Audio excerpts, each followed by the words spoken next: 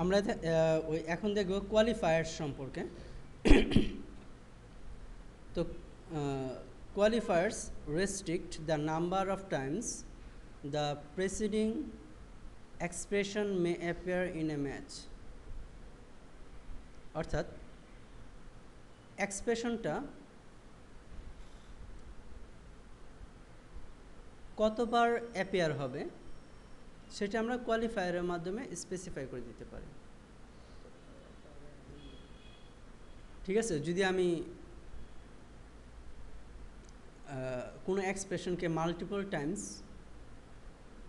ব্যবহার করতে চাই, ঠিক আছে, অর্থাৎ সেম এক্সপ্রেশনটাই মাল্টিপল টাইমস আসবে, ঠিক আছে, 2 বার আসবে, 3 বার আসবে, 4 বার আসবে, কতবার আসবে সেটা আমরা কোয়ালিফায়ারের মাধ্যমে স্পেসিফাই করে দিতে পারবো। সাপোজ এই এ কতবার সংঘটিত হবে, ঠিক আছে, বা আমি একটা রুলস দেখলাম কি, সাপোজ আমি রুলস দেখলাম যে নির্দিষ্ট একটা পজিশনে একটা ক্যারেক্টার ওই আসবে 5 বার, তা কয়বার আসবে সেটা আমরা এই কোয়ালিফায়ারের মাধ্যমে স্পেসিফাই করে দিতে পারবো। নির্দিষ্ট একটা রুলস আমরা স্পেসিফাই করি কিসের মাধ্যমে? এক্সপ্রেশনের মাধ্যমে। সেই এক্সপ্রেশনটা কয়বার সংঘটিত হবে সেটা আমরা স্পেসিফাই করব কিসের মাধ্যমে? কোয়ালিফায়ারের মাধ্যমে। অর্থাৎ qualifiers restricts the number of times the preceding expression may appear in a match. অর্থাৎ একটা এক্সপ্রেশন কতবার আবির্ভূত হবে সেটা স্পেসিফাই করে দেব আমরা কোয়ালিফায়ারের মাধ্যমে। ঠিক আছে, সাপোজ 0 কতবার আসবে সেটা আমরা কোয়ালিফায়ারের মাধ্যমে বলে দিতে পারি। বুঝতে পারছি কথাটা বুঝতে পারছো? একটা এক্সপ্রেশন কয়বার আসবে, যদি 5 বার আসে, ঠিক আছে, তা সেম এক্সপ্রেশনটা আমার কয়বার লিখতে হবে? 5 বার লিখতে হবে না? একটা এক্সপ্রেশন তৈরি করলাম একটা নির্দিষ্ট রুলসের জন্য তো আমরা এক্সপ্রেশন ক্রিয়েট করব, তাই না? একটা এক্সপ্রেশন তৈরি করলাম একটা রুলস মেনটেন করার জন্য।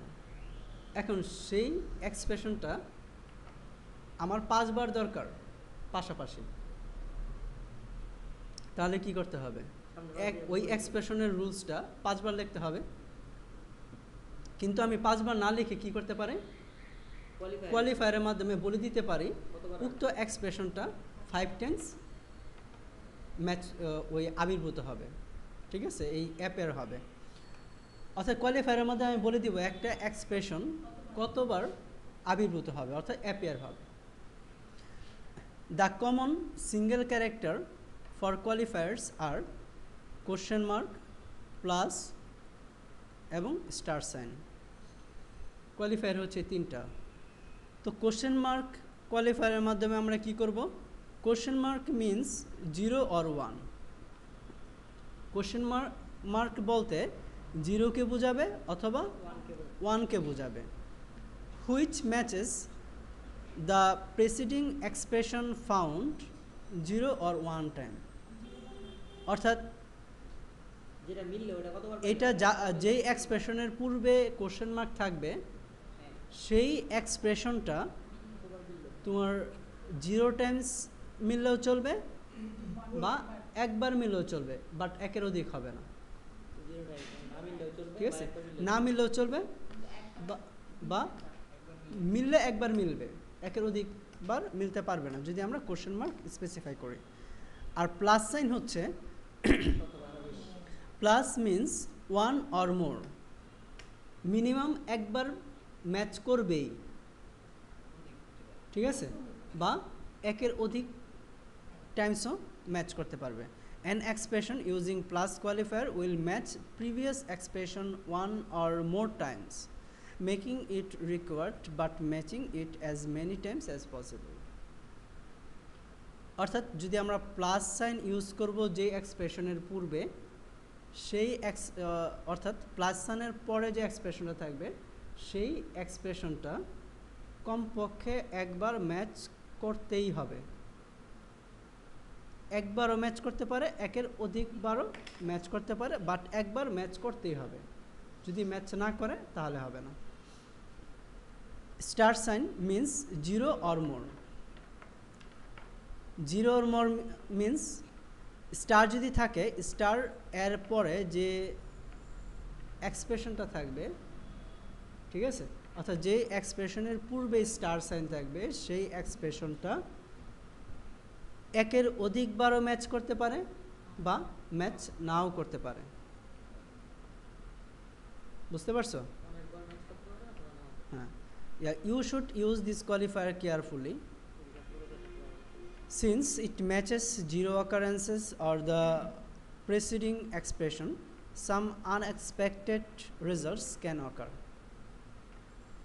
এটা আমাদের কেয়ারফুলি ইউজ করতে হবে, তা না হলে আমাদের আনএক্সপেক্টেড কোনো রেজাল্ট আসতে পারে।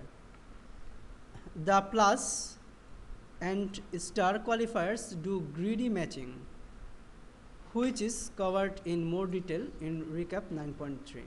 9.3 তে আমরা এটা সম্পর্কে বিস্তারিত দেখব। তাহলে কোয়ালিফায়ারটা কি? একটা এক্সপ্রেশন, দ্য প্রেসিডিং এক্সপ্রেশন, অর্থাৎ কোয়ালিফায়ারের এই কোয়ালিফায়ারটা যে এক্সপ্রেশনের পূর্বে বসবে সেই এক্সপ্রেশনটা কতবার ওই অ্যাপিয়ার হবে এটা আমরা কোয়ালিফায়ারের মাধ্যমে স্পেসিফাই করে দিতে পারতেছি। এবং কোয়ালিফায়ার হচ্ছে তিনটা, কোশ্চেন মার্ক, প্লাস এবং স্টার। কোশ্চেন মার্ক যদি বুঝি তাহলে 0 অথবা 1 টাইমস এটা ম্যাচ করবে, আর প্লাস যদি হয় তাহলে 1 or more, একের অধিকবারও ম্যাচ করতে পারে বা কমপক্ষে একবার ম্যাচ করতেই হবে। আর যদি স্টার ইউজ করি তাহলে 0 or more, অর্থাৎ একের অধিকবার ম্যাচ করতে পারবে এবং ম্যাচ নাও করতে পারে, 0 টাইমসও ম্যাচ করতে পারে। ঠিক আছে, এখন দেখবো আমরা ranges. Ranges like qualifiers. Ranges qualifier মতোই specify the number of times a preceding expression can occur in the string. Specify the number of times a preceding expression can occur in the string. Ranges begin with, অর্থাৎ range কোয়ালিফায়ারের মতোই যেই এক্সপ্রেশনের পূর্বে range operator use হবে সেই এক্সপ্রেশনটা কতবার অকার হবে, কতবার ঘটবে, সেটা আমরা এই রেঞ্জের মাধ্যমে স্পেসিফাই করতে পারি। তো রেঞ্জকে শুরু করার জন্য আমরা ব্রেসিস ওপেন এবং শেষ করার জন্য ব্রেসিস ক্লোজ করতে পারে। এটার নাম হচ্ছে কার্লি ব্রেসেস বা কার্লি ব্র্যাকেট বলে থাকি আমরা। Inside the brackets either a single number or a pair of numbers can appear. এবং এই কার্লি ব্র্যাকেটের মধ্যে একটা সিঙ্গেল নাম্বারও থাকতে পারে বা এক জোড়া নাম্বারও থাকতে পারে। ঠিক আছে, a comma separates the pair of numbers. যখন জোড়া থাকবে তখন একটাকে আরেকটা থেকে আলাদা করা হবে কিসের মাধ্যমে? কমার মাধ্যমে। When a single number appears in a range, it specifies how many times the preceding expression can appear. যখন সিঙ্গেল নাম্বার অ্যাপেয়ার হয় তখন এর দ্বারা স্পেসিফাই করা হয় কতবার এক্সপ্রেশনটা অ্যাপেয়ার হবে। If commas separate two numbers, the first number specifies the least number of the occurrences and the second number specifies most number of occurrences. অর্থাৎ যদি রেঞ্জের মধ্যে আমরা দুইটা নাম্বার ইউজ করি তাহলে প্রথম নাম্বার দ্বারা স্পেসিফাই করা হবে কমপক্ষে কতবার এক্সপ্রেশনটার ওই অকারেন্স হবে, কতবার ঘটবে সেটা। আর সেকেন্ড এক্সপ্রেশন দ্বারা স্পেসিফাই করা হবে সর্বোচ্চ কতবার, ম্যাক্সিমাম কতবার এই এক্সপ্রেশনটা অকার হবে। ক্লিয়ার? এই এক্সপ্রেশনটা ঘটবে সেটা আমরা বলতে পারি। অর্থাৎ ফার্স্ট নাম্বারটা হচ্ছে মিনিমাম টাইমস এবং সেকেন্ড নাম্বারটা হচ্ছে ম্যাক্সিমাম টাইমস। তো এখানে দেওয়া আছে। তো starting curly braces specifies the beginning of range. রেঞ্জকে বিগিন করার জন্য আমরা স্টার্টিং কার্লি ব্র্যাকেট ইউজ করতেছি এবং এন্ডিং কার্লি ব্র্যাকেট ইউজ করে আমরা স্পেসিফাইজ এন্ড অফ রেঞ্জকে এন্ড করার জন্য। এবং এই রেঞ্জের মধ্যে যদি একটা নাম্বার থাকে, এন মিনস নাম্বার, একটা নাম্বারকে বোঝাচ্ছে, যদি একটা নাম্বার থাকে specifies the preceding expression is found exactly N times. এখানে যদি এন সমান যদি 3 থাকে তাহলে এক্সপ্রেশনটা 3 বার সংঘটিত হবে, ঠিক আছে, 3 বার ঘটবে। যদি এন কমা থাকে স্পেসিফাইজ দ্য প্রিসিডিং ওই expression is found at least N time. N comma থাকলে কি হবে,